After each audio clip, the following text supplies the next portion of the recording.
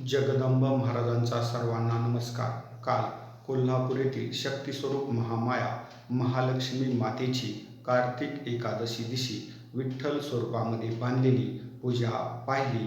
भारत देशातील कोणत्याही देवीदेवतांच्या मंदिरामध्ये स्त्री देवतेची पूजा पुरुष स्वरूपामध्ये बांधता येत नाहीये आणि पुरुष देवताची पूजा स्त्री स्वरूपामध्ये बांधता येत नाहीये. हे अध्यात्मातील अंतिम सत्य आहे. काल महालक्ष्मी मंदिरामध्ये जी विठ्ठल स्वरूपामध्ये पूजा मांडलेली आहे, मी जर तुम्हाला नवरात्र उत्सवामध्ये 9 दिवस पांडुरंगाला साडी नेसवा आणि पंढरपूर या ठिकाणी नवरात्र उत्सव साजरा करा असं बोललं तर चालेल का?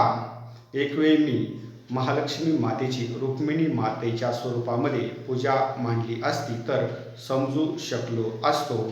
कोल्हापूर येथील काका पुजारी यांनी कार्तिक एकादशी दिवशी महालक्ष्मीची जी विठ्ठल स्वरूपामध्ये पूजा मांडलेली आहे, हे आध्यात्मिक क्षेत्रामध्ये ज्या मर्यादा घालून दिलेल्या आहेत, या मर्यादेचं सरळ उल्लंघन आहे.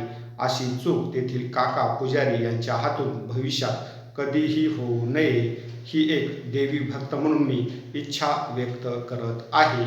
जय भवानी, जय श्रीराम. जगदंब हर हर महादेव, हर हर महादेव.